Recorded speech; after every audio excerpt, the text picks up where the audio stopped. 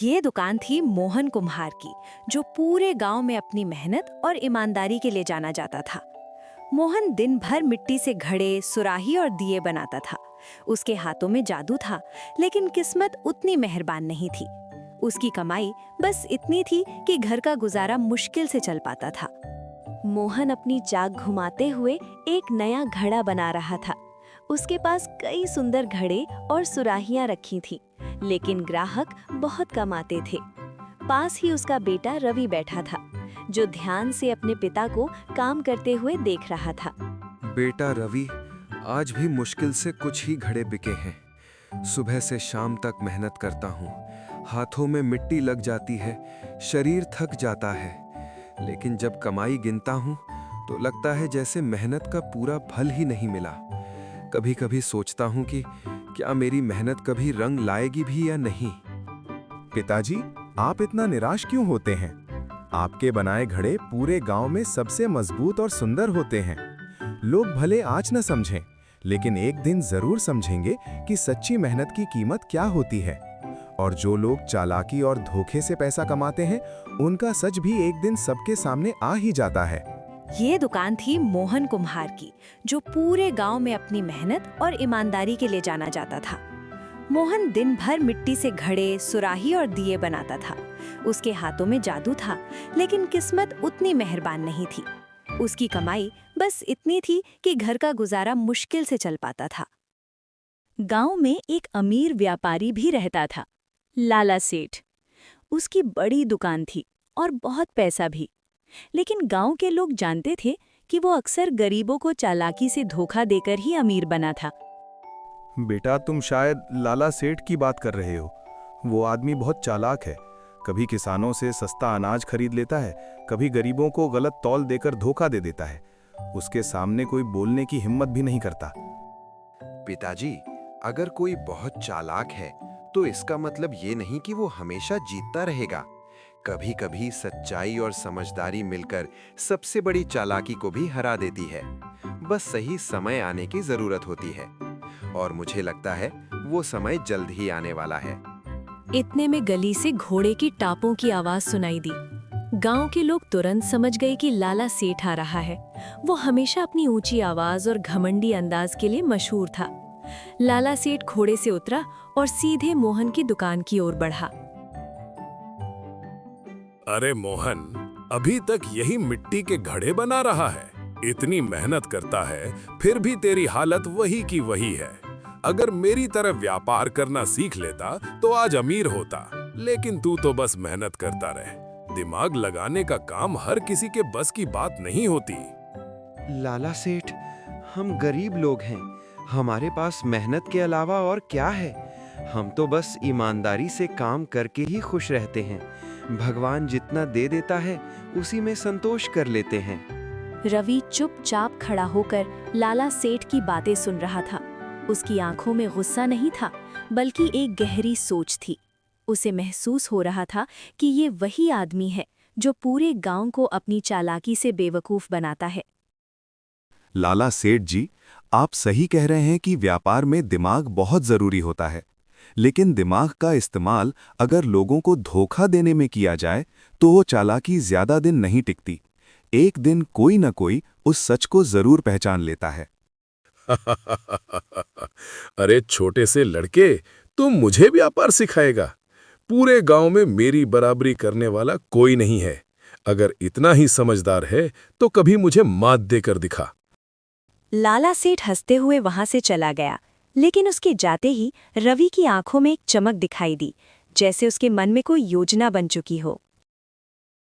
पिताजी, आपने देखा ना, कुछ लोग अपने घमंड में दूसरों को बहुत छोटा समझने लगते हैं, लेकिन घमंड हमेशा ज्यादा देर तक नहीं टिकता।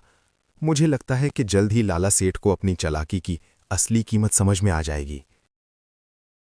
बेटा, वो बहुत बड़ा व्यापारी है, उससे उलझना आसान नहीं है। मैं नहीं चाहता कि तुम किसी मुसीबत में पड़ो। आप चिंता मत कीजिए पिताजी, मैं लड़ाई नहीं करूंगा, बस उसकी चालाकी का जवाब समझदारी से दूंगा। कभी-कभी एक सही सोच सबसे बड़े घमंड को भी हरा देती है। थोड़ी ही देर में गांव का चौक लोगों से भर गया। बीच में खड़ा था लाला सेठ, साफ कपड़े, मोटी सोने की अंगूठी और चेहरे पर चालाक मुस्कान। उसके आसपास उसके 2 नौकर खड़े थे और सामने उत्सुक गांव वाले। हर कोई जानना चाहता था कि आखिर ये नया व्यापार क्या है। लाला सेठ ने गला साफ किया और ऊंची आवाज में बोलना शुरू किया। सुनो गांव वालों, तुम लोग दिन रात मेहनत करते हो, मिट्टी के बर्तन बनाते हो, खेतों में काम करते हो, लेकिन तुम्हें उसका सही दाम नहीं मिलता।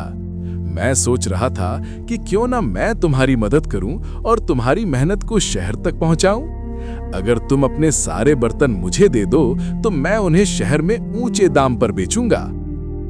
लाला सेठ की बात सुनकर भीड़ में हलचल मच गई। कुछ लोग आपस में धीरे धीरे बात करने लगे तो कुछ के चेहरे पर खुशी साफ दिखाई दे रही थी। उन्हें लगा जैसे अचानक किस्मत का दरवाजा खुल गया हो।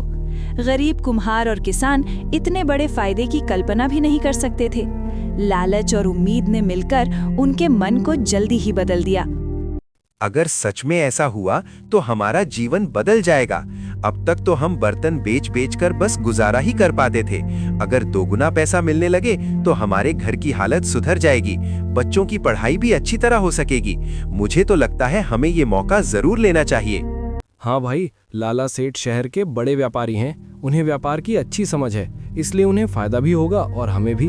अगर हम साथ मिलकर काम करेंगे तो शायद हमारा गांव भी अमीर बन जाए। मैं तो अपने सारे बर्तन कल ही लाकर दे दूंगा। इतना अच्छा मौका बार बार नहीं मिलता। भीड़ में खड़ा मोहन कुम्हार का बेटा रवि चुपचाप सब कुछ सुन रहा था। बाकी लोगों की तरह उसके चेहरे पर खुशी नहीं थी, बल्कि गहरी सोच थी। उसकी तेज आंखें लाला सेठ के चेहरे को ध्यान से देख रही थीं। रवि को लग रहा था कि इस मीठी बातों के पीछे जरूर कोई चाल छिपी है। वो धीरे धीरे अपने पिता के पास आया और उनसे धीमे स्वर में बात करने लगा। पिताजी, मुझे ये बात कुछ ठीक नहीं लग रही। कोई व्यापारी बिना अपने फायदे के इतना बड़ा वादा नहीं करता। अगर शहर में बर्तन सच में इतने महंगे बिकते हैं तो लाला सेठ खुद ही बर्तन बनवाकर क्यों नहीं बेचते? मुझे लगता है इसके पीछे जरूर कोई चाल छिपी है। मोहन कुम्हार ने बेटे की बात सुनी, लेकिन उनका मन उलझन में पड़ गया। एक तरफ बेटे की समझदारी थी, दूसरी तरफ गरीबी और अचानक मिला बड़ा मौका। उनके जैसे गरीब आदमी के लिए 2 गुना पैसा बहुत बड़ी बात थी। भीड़ में खड़े बाकी लोग तो पहले ही तैयार हो चुके थे। मोहन सोचने लगे कि आखिर सही क्या है, बेटे की बात या लाला सेठ का लालच। बेटा, तुम्हारी बात में दम तो है, लेकिन कभी-कभी अच्छे मौके भी मिल जाते हैं। हम लोग सालों से मेहनत कर रहे हैं, फिर भी हालत नहीं बदली। अगर सच में 2 गुना पैसा मिल गया तो हमारा जीवन सुधर सकता है। फिर भी हमें बिना सोचे समझे कोई फैसला नहीं करना चाहिए। रवि ने एक चतुर योजना बनाई। अगले दिन वो गांव वालों को चौक में बुलाता है। गांव वालों, अगर लाला सेठ सच बोल रहा है तो हम आज ही उसके गोदाम में जाकर देख लेते हैं कि हमारे बर्तन कहाँ रखे हैं। अरे नहीं नहीं, वहां जाने की जरूरत नहीं, मैं सब संभाल लूंगा। अगर सब ठीक है तो आपको डर क्यों लग रहा है? गांव वालों को अब शक होने लगा। गांव वाले रवि के साथ गोदाम पहुंच गए। अंदर उन्होंने देखा कि उनके बर्तन पहले से ही दूसरे व्यापारियों को बेचे जा रहे थे। तो ये है तुम्हारी सच्चाई। तुम हमें धोखा देकर पैसा कमा रहे थे। नहीं, मैं तो बस झूठ बोलने से सच नहीं बदलता सेठ जी। आज सबके सामने आपकी चाल पकड़ी गई है।